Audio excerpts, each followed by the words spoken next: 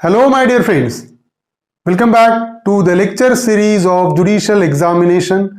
I am Dr. Wasim I Khan, Assistant Professor, Shri Shivaji Law College, Parbhani, Maharashtra, India. In today's lecture, we will discuss Section 164A to Section 166 of Criminal Procedure Code 1973, in which we will discuss in what manner the medical examination of victim of rape will be done, in what manner the search of any premises will be done. तो आज के lecture में हम discuss करेंगे section 164A से लेकर section 166 CrPC का, जिसमें हम डिस्कस करेंगे कि अगर रेप का ऑफेंस होता है किसी विक्टिम के अगेंस्ट में तो उसका मेडिकल एग्जामिनेशन का प्रोसेस क्या होगा। उसके साथ ही साथ हम डिस्कस करेंगे कि अगर पुलिस ऑफिसर को इन्वेस्टिगेशन के दौरान अगर किसी प्रीमाइसेस को सर्च करना है तो उसका प्रोसीजर क्या होगा, वो भी हम आज के इस लेक्चर में डिस्कस करेंगे। साथ ही साथ हम डिस्कस करेंगे इन सेक्शंस पर पूछे गए क्वेश्चन और ऐसे क्वेश्चन जो एग्जामिनर इन सेक्शंस पर पूछ सकता है। So without wasting your much time, let's start the topic.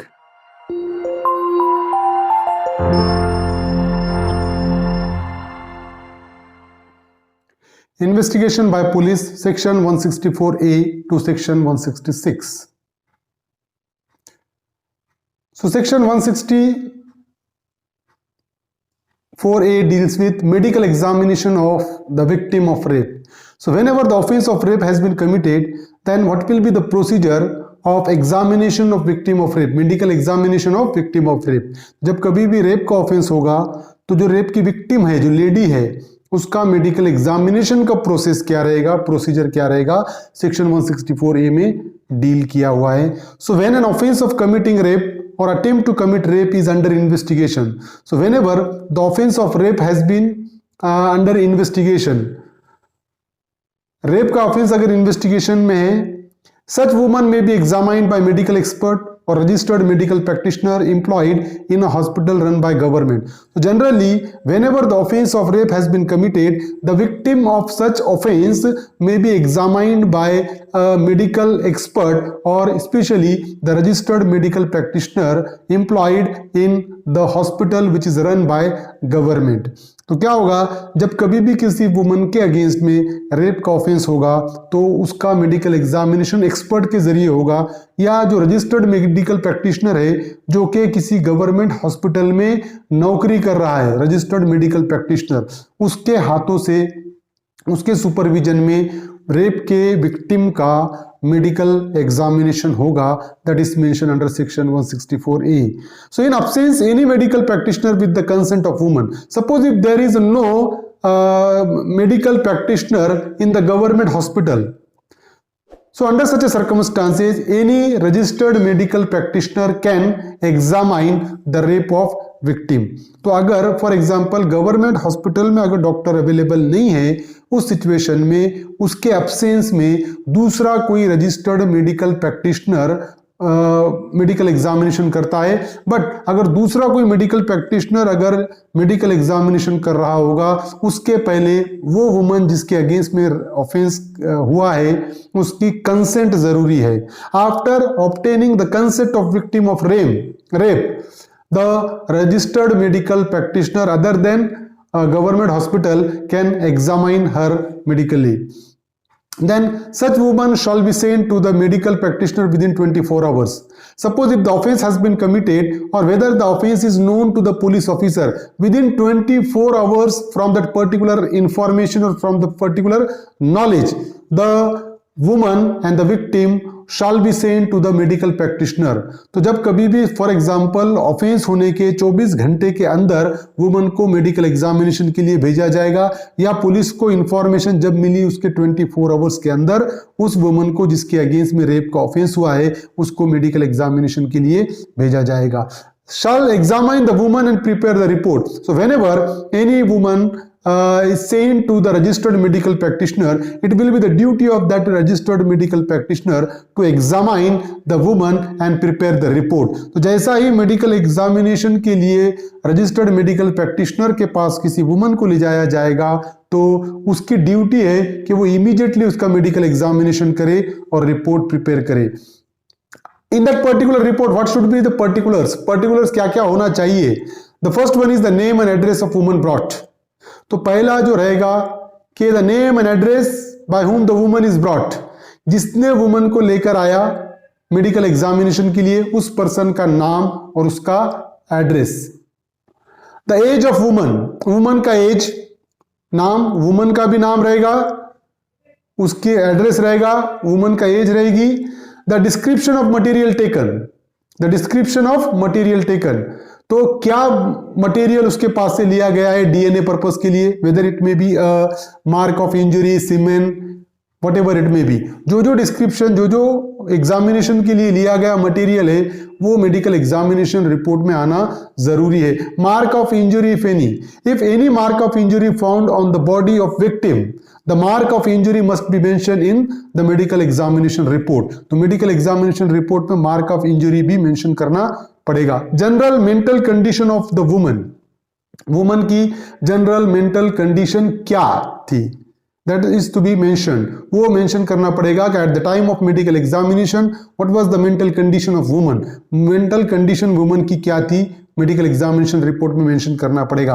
Other material particulars, और जो चीज मेडिकल प्रैक्टिशनर अगर मेंशन करना चाहता होगा वो रिपोर्ट में ही can mention other material particular. The report shall state specifically that the consent of woman has been obtained. So in that report, it shall be specifically mentioned that prior to the examination, the consent of woman has been obtained. कि medical examination करने के पहले woman की consent ली गई है medical examination के लिए, ये उस रिपोर्ट में स्पेसिफिकली मेंशन करना जरूरी है। The exact time of commencement and end of examination, at what time the medical examination commenced, start, and at what time the medical examination comes to an end, कि medical examination शुरू कब हुआ और medical examination खत्म कब हुआ, exact time उस report में मेंशन करना मैंडेटरी है। Forward the report after conducting a medical examination, such registered medical practitioner forward the report to investigation officer who shall forward it to the magistrate। तो जैसा ही registered medical practitioner medical examination report तैयार करेगा, immediately report तैयार होने के बाद वो पुलिस ऑफिसर को सौंपेगा, पुलिस ऑफिसर को देगा और पुलिस ऑफिसर उस मेडिकल एग्जामिनेशन रिपोर्ट को मैजिस्ट्रेट के पास फॉरवर्ड करेगा। That is the provision of section 164A। Now next section is section 165, search by police officer। section 165 deals with search by police officer। so officer in charge of a police station or a police officer can search the premises within its jurisdiction if he has reason to believe that anything may be found in that place after recording the reason in writing।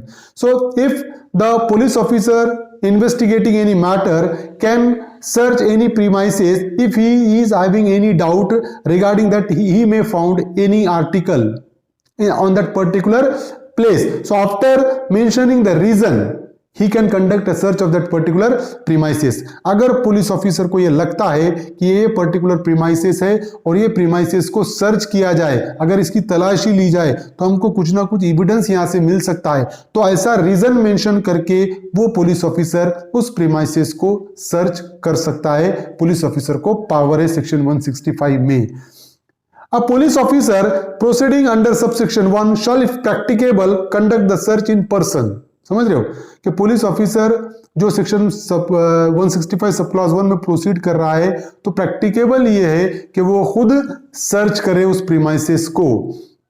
Sub clause 3 deals with if he is unable to conduct the search in person, he may after recording the reason in writing require any officer subordinate to him to make the search by giving him written order specifying the place to be searched and the thing for which search is to be made, and such subordinate officer may thereupon search for such thing in such place। Suppose if the investigating officer is unable to conduct a search, under such a circumstances such investigating officer can depute his subordinate officer for the making of search, and for that purpose that particular investigating officer shall give a written order to his subordinate specifying the place for the purpose of search, where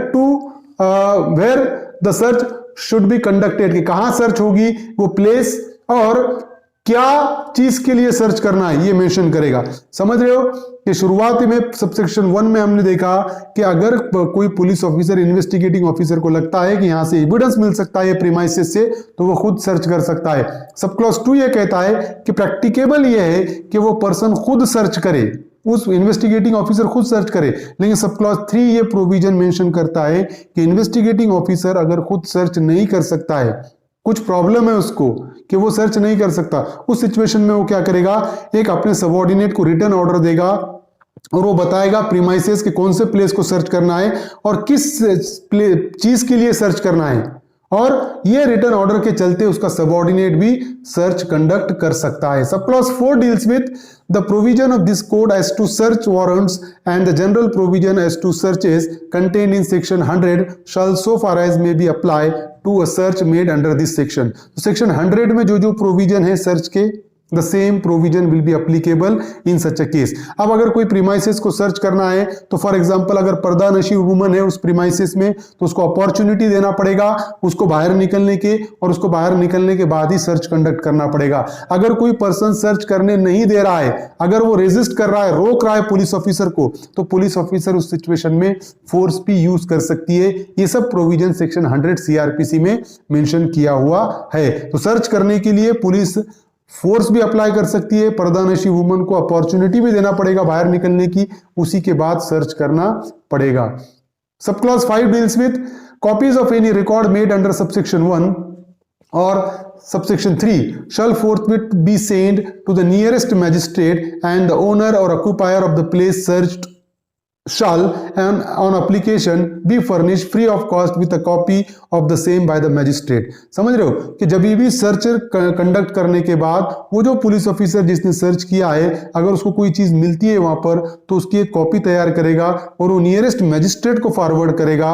और nearest magistrate क्या करेगा, अगर वो premises का owner apply करता है उस copy के लिए, सर्च की कॉपी के लिए, तो नियरेस्ट मैजिस्ट्रेट उस ओनर को उसकी कॉपी प्रोवाइड करेगा।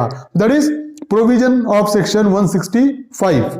Now section 166, when officer in charge of police station में require an other to issue search warrant. समझ रहे हो, section 166, an officer in charge of a police station making an investigation may require an officer in charge of another police station, whether in the same or a different district, to cause a search to be made in any place in any case in which the former officer might cause such search to be made within the limits of his own station। तो यहां पर an officer in charge of police station making an investigation may require an officer in charge of another police station whether in the same और in different district to cause a search to be made in any place in any case in which the former officer might cause such search to be made within the limits of his own station. तो क्या होगा कि for example एक police station है, उसके jurisdiction में वो police officer search कर सकता है कोई प्रीमाइसिस को, समझ रहे हो, इन्वेस्टिगेशन कंडक्ट कर सकता है। तो उसी सिचुएशन में अगर वो पुलिस ऑफिसर को किसी और पुलिस स्टेशन के जुरिस्डिक्शन में जाकर ये करना है, इन्वेस्टिगेशन करना है, तो उस सिचुएशन में क्या होगा, such police officer on being so required shall proceed according to the provision of section 165 and shall forward the thing found if any to the officer at whose request the search was made। समझ रहे हो क्या होगा कि for example A police station है, ए police station का कोई police officer है और उसको बी पुलिस स्टेशन के जुरिस्डिक्शन में अगर सर्च करना है कोई प्रीमाइसिस को, तो ए पुलिस ऑफिसर क्या करेगा, बी पुलिस स्टेशन के ऑफिसर को एक रिक्वेस्ट लेटर देगा कि यहाँ ये प्रीमाइसिस की सर्च करना है, और वो बी पुलिस स्टेशन का कोई एक ऑफिसर जाकर प्रीमाइसिस की सर्च करेगा और सर्च करने के बाद जो भी चीजें वहां पर मिली वो चीजों को फॉरवर्ड करेगा ए पुलिस स्टेशन के पास।